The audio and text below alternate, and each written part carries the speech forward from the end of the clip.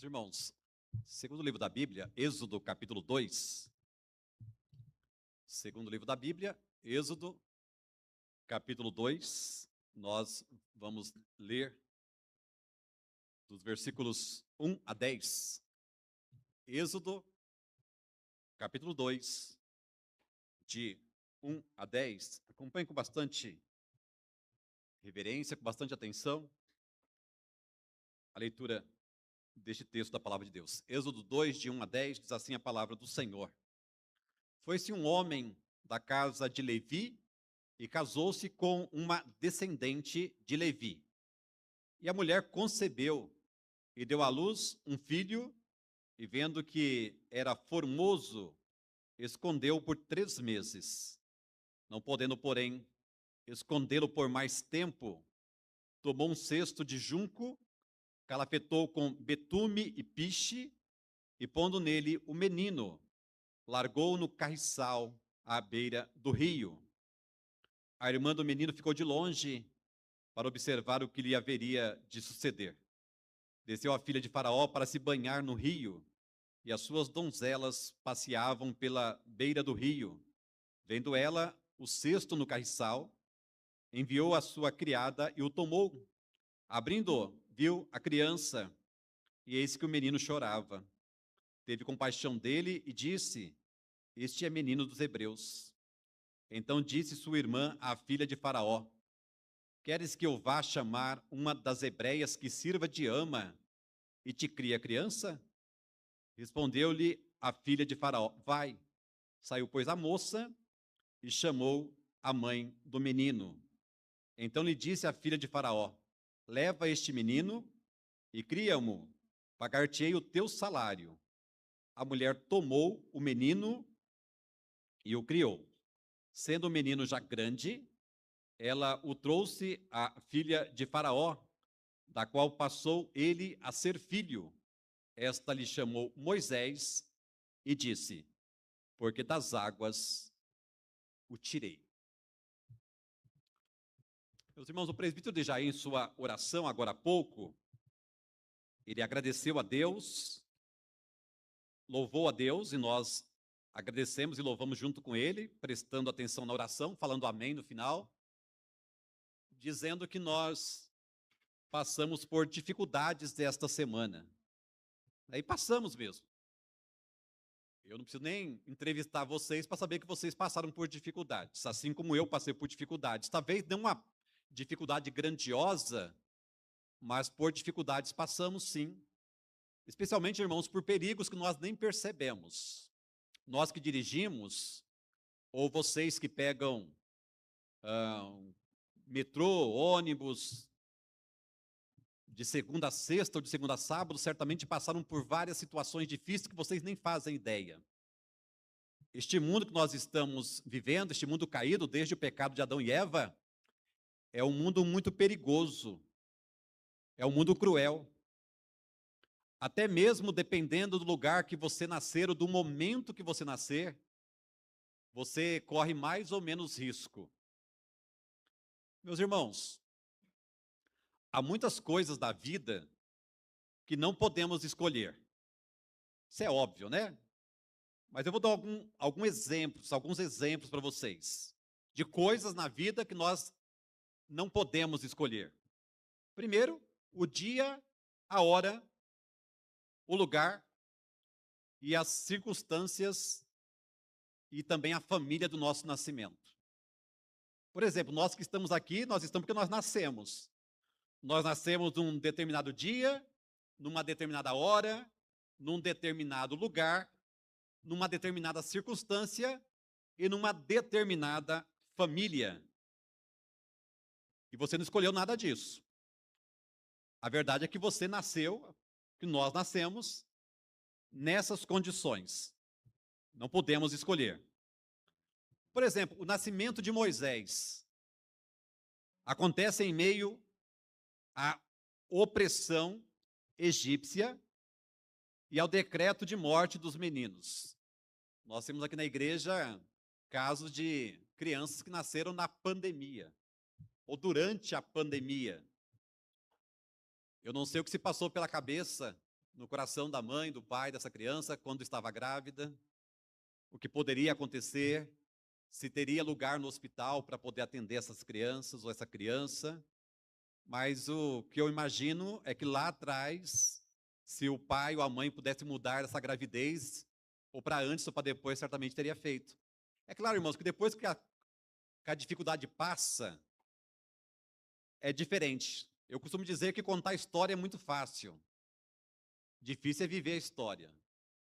Quando você está vivendo a história, você não sabe o que vai acontecer.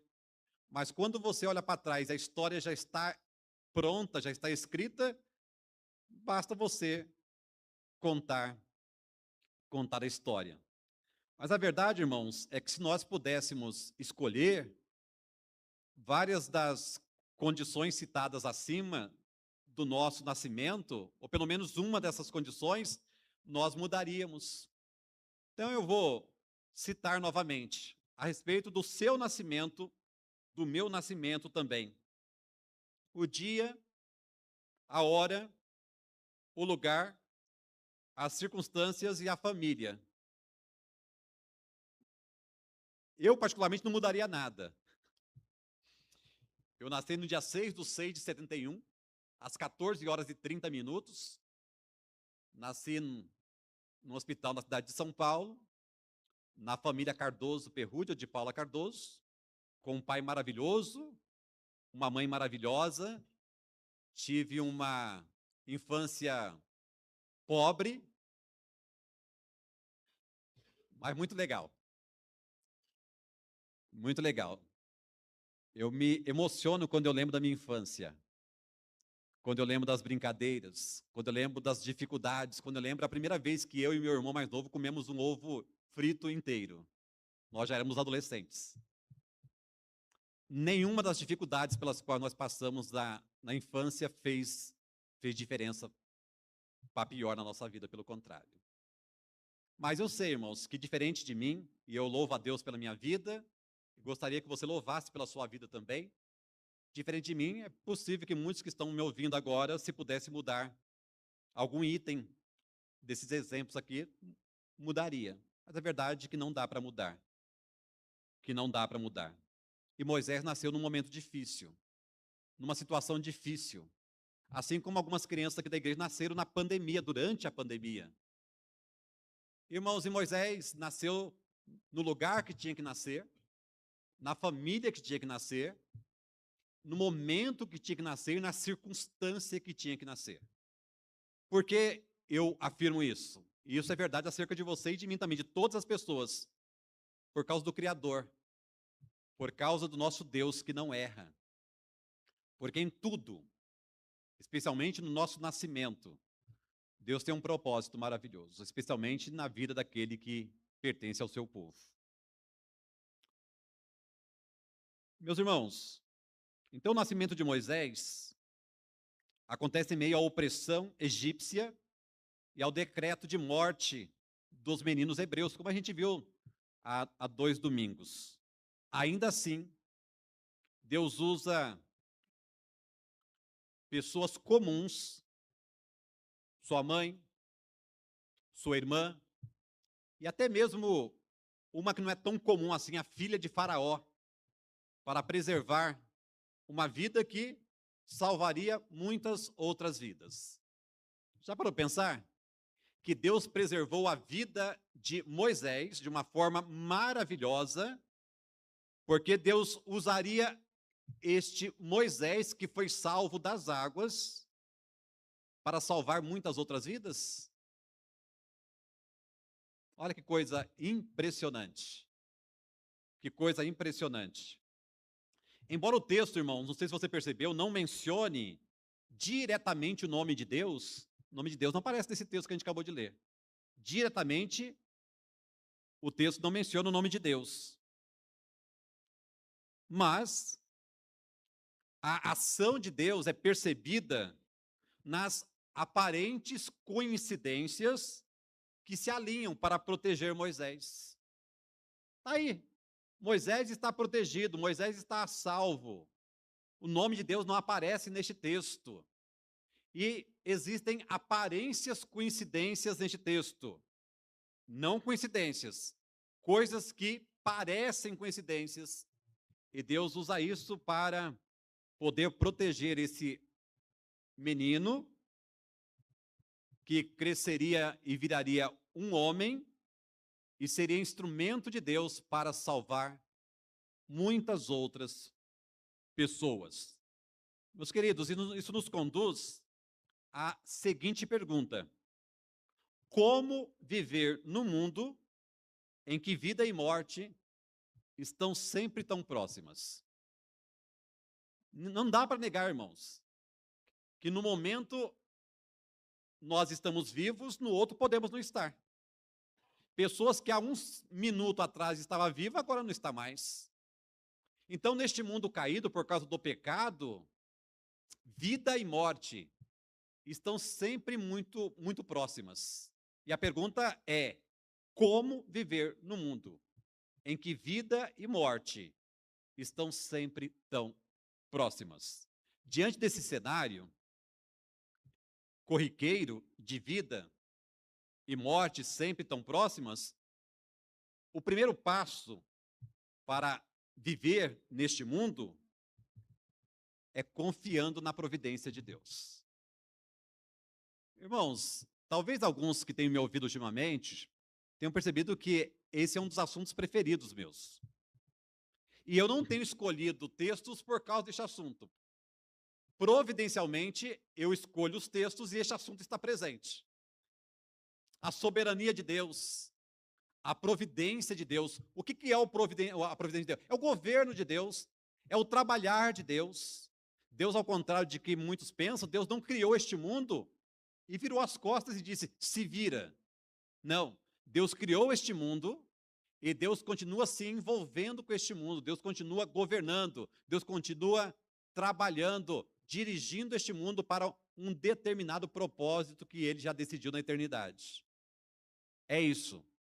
Então, a primeira coisa, a primeira resposta para essa pergunta, que aparentemente é uma pergunta difícil de resposta, ou de respostas difíceis, é essas: como viver num mundo em que vida e morte são sempre tão próximas? Então, a primeira resposta a essa pergunta é confiando na providência de Deus, confiando no cuidado de Deus. Deus cuida de você enquanto você dorme. Deus cuida de você enquanto você está distraído. Aliás, tem uma música acho que é Titãs, né? Que diz o seguinte: o acaso vai me proteger enquanto eu andar distraído. Irmãos, tá? Vamos parafrasear essa música, essa letra, né? Tá? Deus está me protegendo mesmo quando eu estou distraído. Deus está cuidando de você, Deus está sustentando você mesmo quando você está inconsciente, ou seja, você está dormindo. Deus está cuidando. Assim como Deus estava cuidando do povo dele, Deus estava providenciando um Salvador, um Redentor, mesmo numa circunstância tão difícil como aquela da escravidão no Egito, daquele decreto do rei de Faraó, que todos os meninos que nascessem dos hebreus deveriam ser lançados no rio Nilo. Olha os versículos 1 a 3. Foi-se um homem da casa de Levi e casou com uma descendente de Levi. E a mulher concebeu e deu à luz um filho, e vendo que era formoso, escondeu-o por 3 meses. Não podendo, escondê-lo por mais tempo, tomou um cesto de junco, calafetou-o com betume e piche, e pondo nele o menino, largou-o no carriçal à beira do rio. Meus irmãos, é impressionante. Quando eu olho para essa narrativa, para essa descrição do nascimento e ali do cuidado com Moisés, eu me lembro do texto que a gente leu lá em Mateus capítulo 2. Eu me lembro de José, Maria e Jesus. Se eu falar Jesus, Maria, José, você já vão lembrar de mais algumas coisas aí, né? Então eu me lembro de José, Maria e Jesus. Por quê? Porque mesmo sendo filho de Deus ali, aquela criança lá nascido de Maria, eles tinham que fugir para o Egito, por quê? Porque Faraó queria matar as crianças de 2 anos para baixo. E Deus poderia proteger o Salvador, como de fato ele protegeu, mas proteger de uma forma miraculosa, apenas pensando em o menino, de uma forma tranquila, fosse transportado para o Egito, tranquilamente. Mas não, você percebe ali que Maria e José não estão tentando a Deus, mas eles esperam anoitecer, para terem uma chance maior de fugirem para o Egito sem serem percebidos. E o que acontece aqui, irmãos, é parecido com Joquebede, que é a mãe de Moisés, com Miriam, que é a irmã de Moisés, e muito provavelmente o pai de Moisés está presente de alguma forma aqui também. Eles não podendo mais esconder o menino por muito tempo, eles tinham que fazer alguma coisa e tinham que confiar no poder, na providência de Deus. Então eles não tentam Deus, ele fala, Deus faz um milagre, Deus tira esse menino e leva ele para outro lugar, depois devolve ele de uma forma miraculosa. Não, eles ali agem, eles ali usam a arte humana, a criatividade humana e ao mesmo tempo eles usam também, especialmente a confiança em Deus. A confiança em Deus. No seu boletim, não precisa ler, mas está lá o versículo de Hebreus 11, 23. Pela fé, Moisés, apenas nascido, foi ocultado por seus pais durante 3 meses, porque viram que a criança era formosa. Também não ficaram amedrontados pelo decreto do rei. Ou seja, o rei decretou que crianças, meninos teriam que morrer, ser jogados no Nilo, de acordo com o capítulo 1, versículo 22, e os pais de Moisés, junto com a irmã, eles confiam em Deus, mas agem. Eles confiam em Deus, mas usam a criatividade. Eles têm fé que Deus vai preservar a vida dessa criança. Não sabiam como, não faziam ideia. Mas o que eles fizeram? Eles fizeram aquilo que estava ao alcance deles. E nós temos que fazer isso também.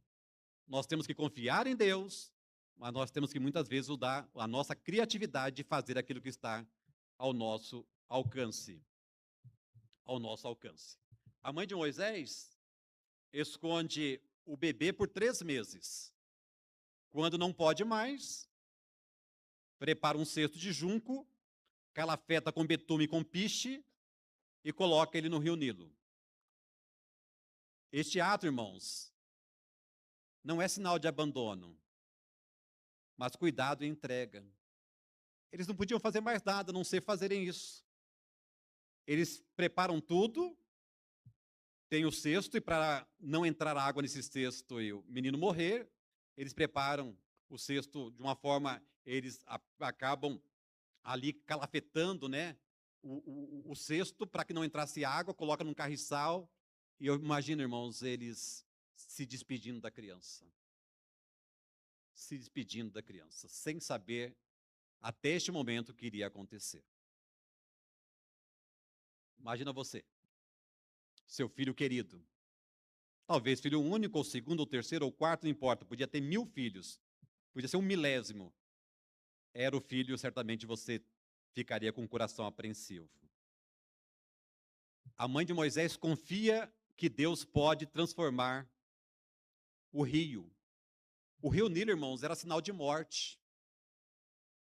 Representava a morte. E o que era instrumento de morte torna-se em caminho de salvação. Caminho de salvação. Impressionante, irmãos, como que Deus age de uma forma miraculosa. Perceba, irmãos, essa família não tenta a Deus, essa família não fica pedindo um milagre do céu. Certamente oraram bastante, mas eles agiram. Fizeram a única coisa que eles poderiam fazer. Meus queridos, assim também aconteceu com Jesus. Ele nasceu sob o decreto de morte do rei Herodes. Ele foi perseguido por Herodes. mas a providência divina conduziu José e Maria ao Egito para preservar a vida do Salvador. Moisés não poderia morrer, assim como Jesus não poderia morrer também naquele momento. Irmãos, uma das frases mais bonitas que eu ouvi ultimamente é aquela que você é eterno enquanto você tiver algo para fazer neste mundo. Todos nós somos eternos neste mundo enquanto tivermos algo para fazermos neste mundo. Então Moisés não podia morrer. Por quê? Porque ele era um instrumento de Deus para a salvação de muita gente. É claro que Joquebede, que Miriam, que Arão não sabiam disso. Mas eles confiaram que a única pessoa que podia preservar, que podia salvar a vida do seu bebê era Deus. E eles fizeram tudo o que estava ao alcance deles e confiaram na providência de Deus. Quando não vemos claramente Deus, podemos confiar que Ele continua conduzindo os acontecimentos. A fé não elimina todo o medo, mas nos dá coragem para agir. Em nossas crises familiares, algo tão comum hoje em dia, crises espirituais, crises financeiras ou de saúde, podemos descansar na certeza de que Deus está agindo, mesmo quando não percebemos ou não entendemos. Faz isso, viva dessa maneira, e você irá glorificar a Deus e você será muito mais feliz. Este é o segredo do contentamento do apóstolo Paulo lá em Filipenses, capítulo 4. Ou seja, confiar no cuidado, na providência de Deus. Então, como viver num mundo em que vida e morte estão sempre tão próximas? Confiar na providência de Deus. Mas confiar em Deus não significa agir sozinho. A providência divina muitas vezes se manifesta através de pessoas que estão ao nosso redor. E por isso precisamos valorizar as relações humanas. Então, irmãos, em segundo lugar, como viver num mundo em que vida e morte estão sempre tão próximas? Valorizando as relações humanas. Eu preciso de vocês. Vocês precisam de mim. Nós precisamos uns dos outros. Nenhum de nós, como disse alguém, nenhum de nós é uma ilha. Nós não fomos criados por Deus para vivermos isolados, independentes deste ou daquele. Nós precisamos uns dos outros, mas nós precisamos principalmente do nosso Deus. Quando Deus criou o homem à sua imagem e semelhança, uma das implicações é de que o homem precisa se relacionar com outro homem. O ser humano precisa se relacionar com outro ser humano. É isso. Agora, é claro, não é nos relacionarmos de qualquer jeito ou com quaisquer pessoas. Nós precisamos saber o jeito e com quais pessoas nós vamos nos relacionar. Mas a segunda coisa, irmãos, é valorizar as relações humanas. Versículos 4 a 7. A irmã do menino ficou de longe para observar o que lhe haveria de suceder. Desceu a filha de Faraó para se banhar no rio, e as suas donzelas passeavam pela beira do rio.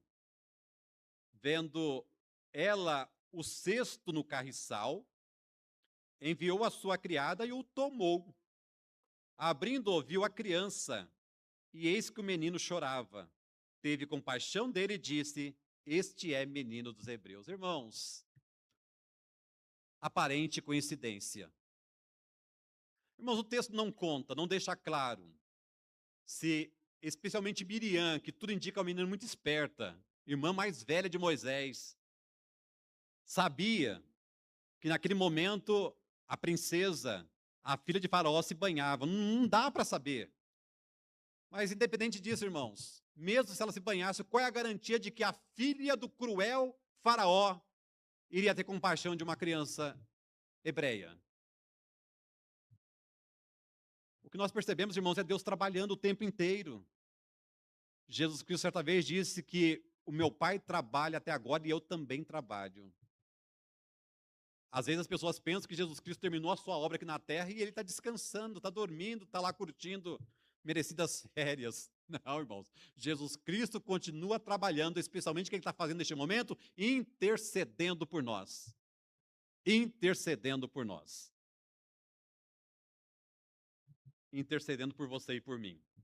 A preservação de Moisés não foi obra de um único protagonista. Percebe quantas pessoas aparecem aqui? Só o nome de Deus não é citado, mas ele é o principal personagem de toda esta história. Mas fora a pessoa de Deus, quantos nomes aparecem aqui nos versículos 1 até 7 que nós já lemos? Então a preservação de Moisés não é obra de uma única pessoa. Lógico, Deus acima de tudo. Mas foi resultado da ação conjunta da sua mãe, da sua irmã e até mesmo de uma mulher que estava ali aparentemente por acaso, que é a princesa, que é a filha de Faraó. Cada uma dessas pessoas desempenhou um papel essencial. Sozinha, nenhuma delas teria conseguido salvar o menino. Ah, irmãos, é o que acontece conosco também. Imagina uma orquestra. Aliás, não precisamos nem falar de orquestra, né? A gente pode pegar os 3 violões, aliás, a guitarra, o contrabaixo e o violão que foram tocados, os 3 instrumentos que foram tocados aqui hoje. Algo muito bem tocado. Os irmãos conduziram a igreja, os irmãos que estavam aqui também no vocal. Ou seja, pessoas ali não estão fazendo a mesma coisa, mas estão ali com o mesmo objetivo. O mesmo objetivo. É impressionante. É o que nós devemos fazer aqui todos os domingos, tanto de manhã quanto à noite. Estarmos juntos. Aliás, a Bíblia fala, Paulo fala acerca do corpo da igreja, os membros, tá? Ou seja, eles são diversos, eles são muitos, mas tem que trabalhar em harmonia, porque tem o mesmo objetivo. A cabeça desse corpo da igreja é o mesmo, ou seja, é Jesus Cristo. É Jesus Cristo. Então, essa mulher está aqui se banhando, as donzelas da princesa está aqui também presente, todas participam desse plano de resgate, mesmo sem elas saberem. Mesmo sem elas saberem. Irmãos, é impressionante. Jesus Cristo também, apesar de ser Deus, ou mesmo sendo Deus, ele não abriu mão da companhia humana. Aliás, ele já começou escolhendo 12 homens, cada um mais complicado do que o outro, para estarem junto com ele, aprendendo durante 3 anos. E parece que quanto mais Jesus ensinava aqueles 12 homens, mais apareciam as mazelas daqueles homens. Mas o resto da história a gente sabe, né? Com exceção de Judas Iscariotes, aqueles outros 11 homens foram usados poderosamente por Deus para transformar este mundo. E hoje Deus está usando a cada um de nós. Então Jesus também contou com pessoas em sua missão. Maria e José cuidaram da sua infância. Os discípulos o acompanharam no seu ministério. E até Simão, o sirineu, foi usado para carregar a sua cruz. Esse Simão, ele foi usado para carregar a cruz de Cristo. Então Deus vai usando pessoas para abençoarem a vida umas das outras. Meus irmãos, não se isolem. Por mais difícil que seja conviver com o ser humano, ou o ser humano conviver com você, você não tem a opção de escolher conviver com um animal, por mais engraçadinho e por mais obediente que esse animal seja. Não caia na tentação, nessa armadilha de dizer quanto mais conheço o ser humano, mais eu amo o meu cachorro. Não caia nessa. O seu cachorro ele pode ser amado por você e deve ser amado. Seu cachorro, seu gatinho, seu peixinho, até o seu ratinho. Quem sabe? Que chamam de hamster e mais algumas coisas, né? Mas às vezes tem gente que tem ratinho mesmo. Pode, mas nenhum desses pode substituir o ser humano, porque Jesus Cristo, o homem perfeito, ele não fez isso.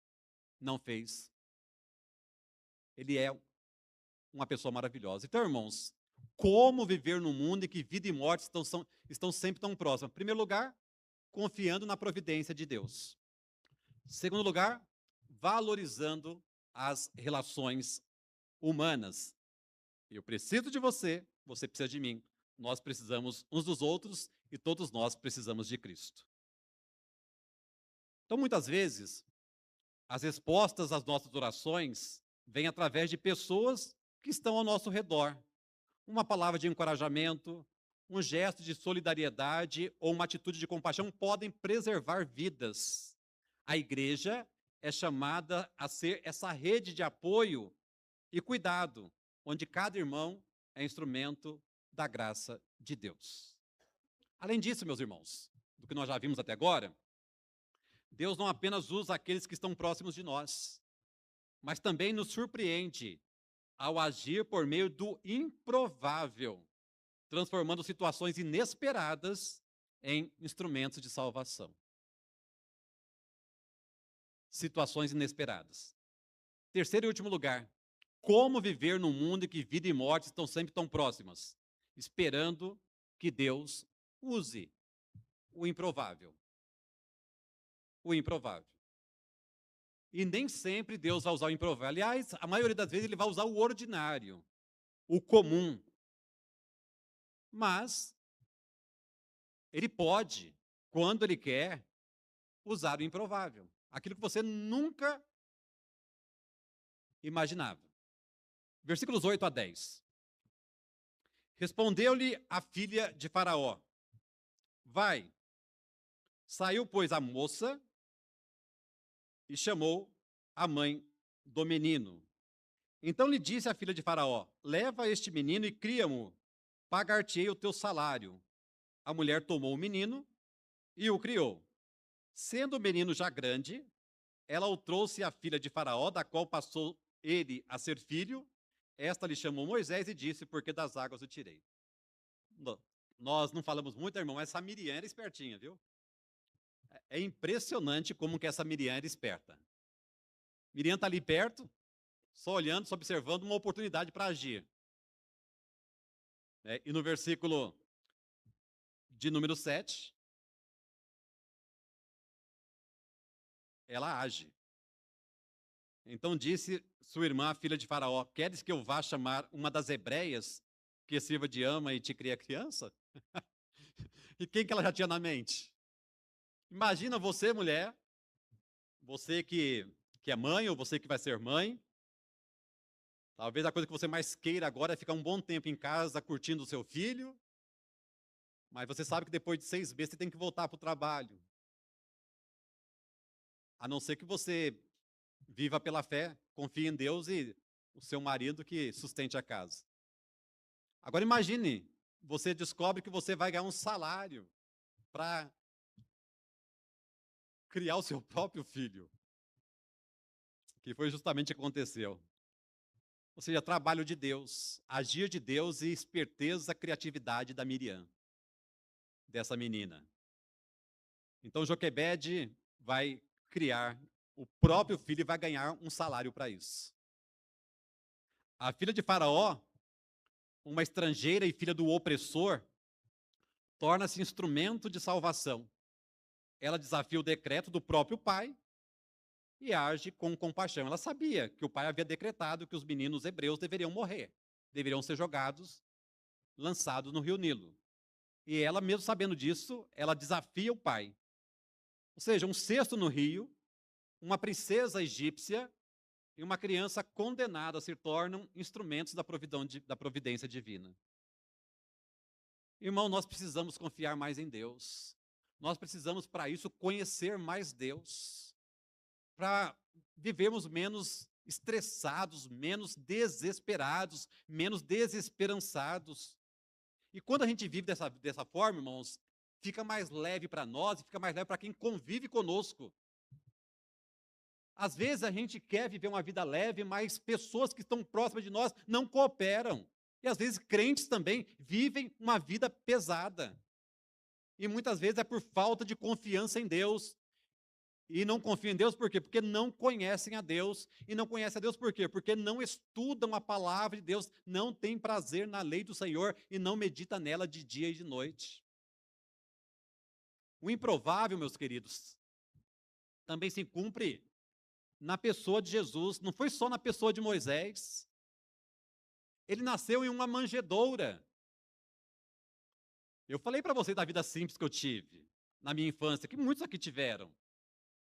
Mas não se compara à vida de Jesus. Jesus Cristo não tinha um lugar para nascer. Ele nasceu numa manjedoura, próximo aos animais. Ele veio de Nazaré, uma cidadezinha pequena, alvo de discriminação, de preconceito.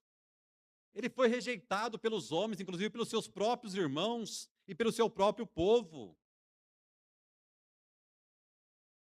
Mas ele foi exaltado por Deus. Ele foi exaltado por Deus. O improvável é muitas vezes o palco da glória divina. Para Deus não há nada demasiadamente difícil, impossível. Quando Deus quer agir, Ele age. Irmãos, precisa dar um exemplo de poder maior do que quando a gente fala que Deus criou do nada? Deus criou as coisas a partir do nada?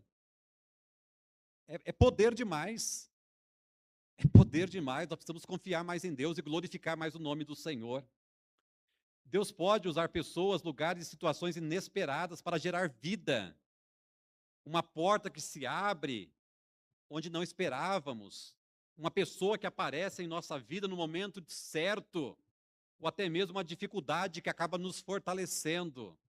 Tudo isso pode ser usado por Deus para cumprir o seu propósito. E nada que Deus faz, nada que Deus realiza, é sem propósito, é sem objetivo. Então, se um dia você, por algum motivo, começar a pensar que você é uma inútil, pensar, não sei o porquê que eu nasci, entenda, Deus não erra. Deus faz tudo com propósito. Se coloque nas mãos do Senhor. E quem sabe Deus está preservando a sua vida até este momento para você salvar vidas, para você ser instrumento de Deus para salvar vidas, para pregar o Evangelho, para tirar pessoas das trevas e colocá-la no caminho da luz. Com Esther não foi isso? Lembra que Mordecai chegou para ela? Quem sabe foi para uma situação como esta que Deus te colocou como rainha. E foi mesmo. E foi mesmo. Você não está aqui por acaso. Você não nasceu na sua família por acaso. Você não é brasileira ou brasileiro por acaso. Deus tem propósito em todas as coisas. Mas, meus irmãos, eu quero concluir dizendo o seguinte: que a providência que salvou Moisés das águas é a mesma que conduziu Jesus. As relações que o sustentaram refletem como Deus usa pessoas na missão de Cristo. A coragem e compaixão que salvaram Moisés se cumprem plenamente na entrega sacrificial de Jesus. Portanto, viver quando vida e morte estão tão próximas significa olhar para Cristo, o autor e consumador da nossa fé.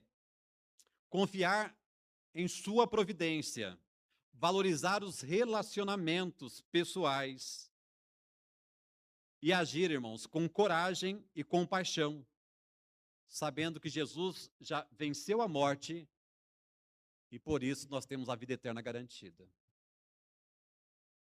É isso. Olhe para essa história, tenta se colocar no lugar de Moisés e tenta imaginar quantas vezes, em quantas situações você foi salvo por Deus, foi poupado da morte Porque Deus quer usar a sua vida para salvar vidas e abençoar vidas de outras pessoas. Então, como viver num mundo em que vida e morte estão sempre tão próximas? Primeiro, confiando na providência divina. Segundo, valorizando relações humanas. E terceiro, quando Deus não quiser agir no ordinário, é acreditando que Ele pode agir através do improvável. Confie nisso e que Deus te abençoe.